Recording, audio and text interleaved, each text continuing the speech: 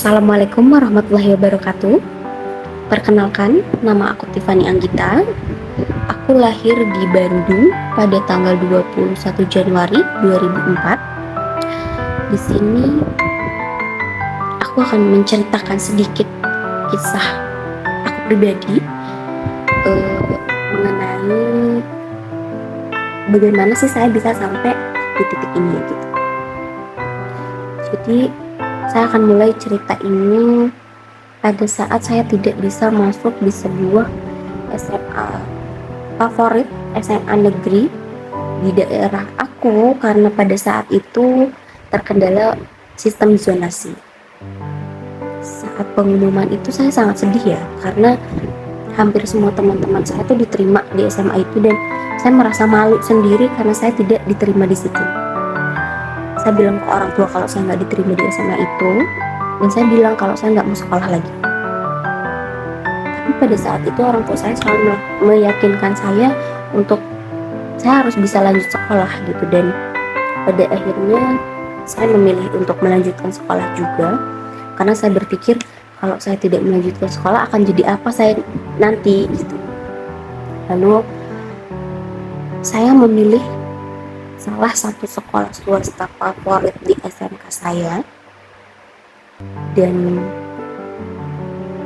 masuk di jurusan farmasi. Sebenarnya untuk masuk di jurusan farmasi itu saya disuruh oleh orang tua, karena pada saat itu saya tidak tertarik dengan dunia kesehatan, karena saya pribadi cukup takut dengan darah, dengan bau-bau rumah sakit. Saya cukup takut gitu, cukup tidak suka, sangat tidak suka gitu. Tapi pada akhirnya saya memantapkan diri, ya udahlah gitu, kalau memang orang tua saya maunya saya di situ, ya udah gitu, saya akan mencoba menjalani itu.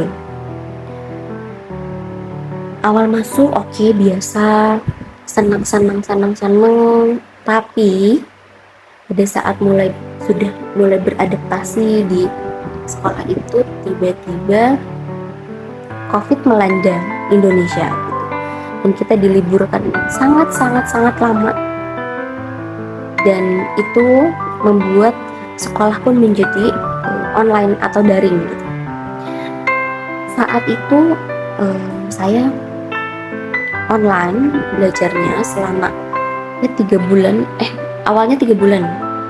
Percobaan dari sekolah saya itu 3 bulan pertama itu online. Awalnya biasa aja, mulai beradaptasi juga. Namun setelah itu, karena adanya penambahan online ini, jadi saya merasa malas untuk belajar, sangat malas untuk belajar.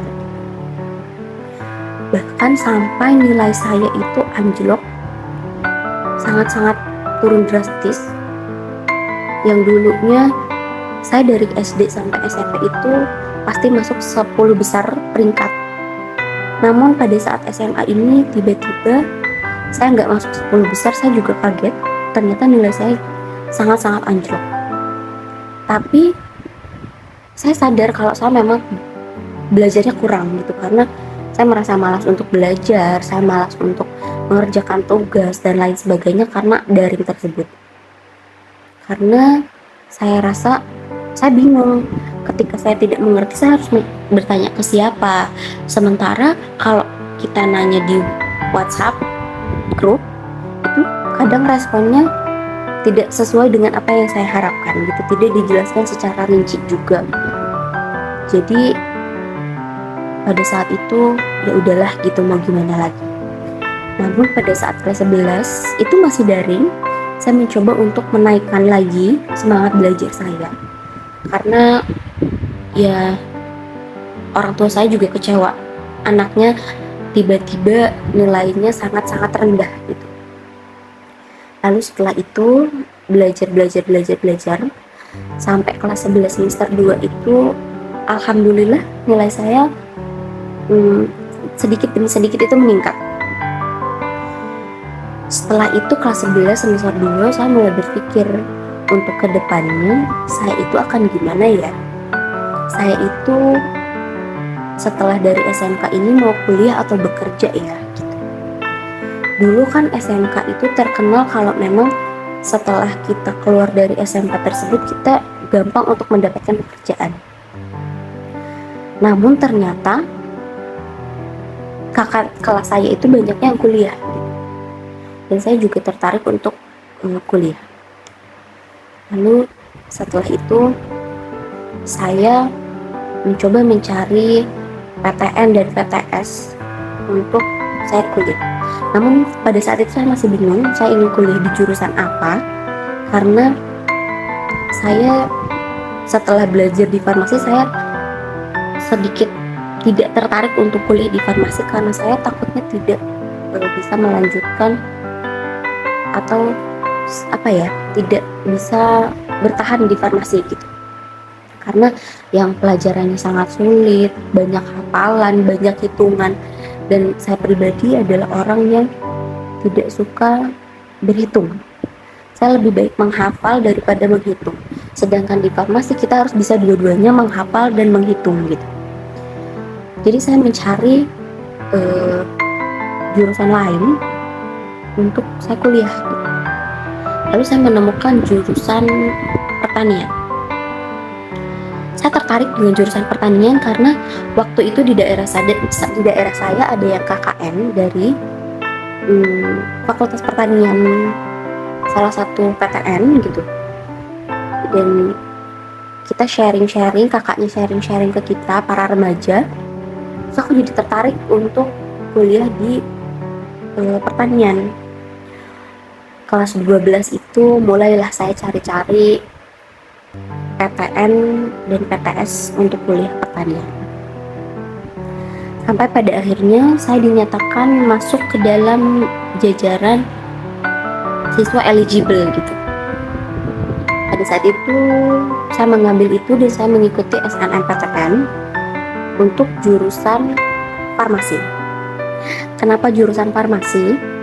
Jadi saya kan berbicara kepada orang tua kalau saya ingin masuk jurusan pertanian, dan ternyata jawaban orang tua itu adalah jawaban yang tidak saya harapkan. Jawabannya, mereka tidak mengizinkan saya untuk kuliah di pertanian karena mereka itu berpikirnya kalau di pertanian itu nanti jadi apa ya gitu, padahal kan banyak.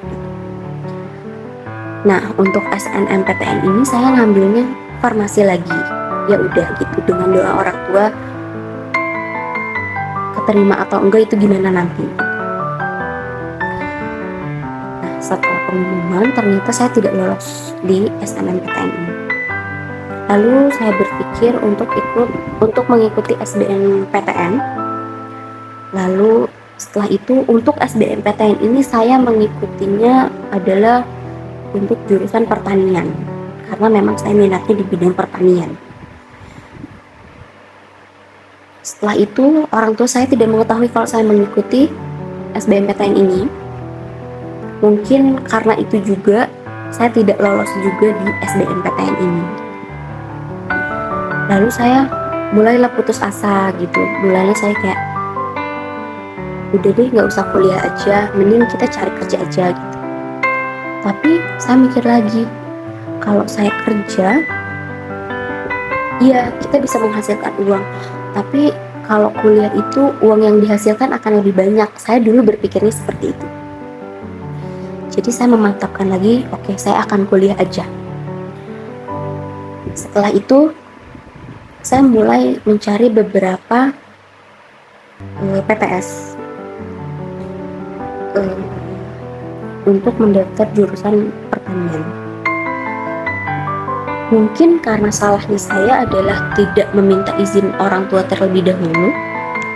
Jadi untuk jurusan pertanian ini kebanyakan saya tidak lolos gitu. Lalu saya berbicara dengan orang tua lagi dan lagi untuk mengizinkan saya kuliah di pertanian, tapi ternyata jawaban orang tua tetap sama. Setelah itu orang tua saya mengizinkan saya kuliah, asalkan saya harus tetap masuk di farmasi. Lalu pada saat itu saya mencoba di salah satu PTS di Bandung juga, beberapa PTS sih sebenarnya di Bandung, untuk masuk ke farmasi, jurusan farmasi ini. Alhamdulillahnya PTS yang saya tuju itu saya lolos masuk di farmasi. Namun pada saat itu saya masih pengen untuk ada di jurusan pertanian gitu. Jadi pada saat itu saya masih leha-leha dan akhirnya saya terlambat untuk mengikuti pendaftaran di PTS itu untuk jalur selanjutnya gitu. Akhirnya saya daftar di UNIF lagi. Di PTS yang saya tuju itu saya daftar untuk farmasi dan kesehatan masyarakat. Namun ternyata di UNIF itu saya keterimanya di kesehatan masyarakatnya. Saya nggak mau lagi, jadi saya mencari lagi PTS itu gitu kan. Lalu setelah itu saya bertemu dengan salah seorang teman saya di SMK. Lalu dia bilang, kalau kamu mau di jurusan farmasi, kenapa nggak di UAD aja di Jogja? Karena aku juga daftar di situ, walaupun teman saya ini tidak daftar di farmasinya. Lalu saya mulai lihat-lihat tentang UAD dan apa sih bagusnya farmasi UAD gitu. Ternyata akreditasinya sudah bagus dan ya baguslah, terkenal gitu. Pada saat itu saya coba daftar di UAD jurusan farmasi. 1 bulan setelah itu saya menunggu pengumuman. Alhamdulillah saya keterima di farmasi UAD. Setelah keterima itu saya masih mikir, farmasi ya? Awalnya tuh saya ragu gitu. Terus saya bertanya-tanya sama diri saya sendiri, apakah saya bisa ya di farmasi ini gitu. Karena kan di SMK aja udah sulit, apalagi kuliah gitu. Tapi orang tua saya tuh selalu meyakinkan saya kalau saya pasti bisa di farmasi gitu. Jadi ya mau tidak mau, karena saya mau kuliah, saya masuklah di farmasi UAD. Dan orang tua saya mengizinkan saya untuk kuliah jauh, jadi saya tidak boleh mengingkari kepercayaan mereka. Jadi masuklah saya di UAD dan sampai sekarang. Jadi sangat-sangat banyak cerita di balik saya bisa masuk UAD ini. Dan saya selalu memegang salah satu quotes, yaitu jadilah kuat untuk semua hal yang membuatmu patah, karena pada akhirnya yang kita pelajari dari hidup itu adalah bagaimana caranya kita kuat sendirian gitu, tanpa adanya bahu untuk kita bersandar. Dan ya mungkin hanya itu yang dapat saya sampaikan. Terima kasih. Wassalamualaikum warahmatullahi wabarakatuh.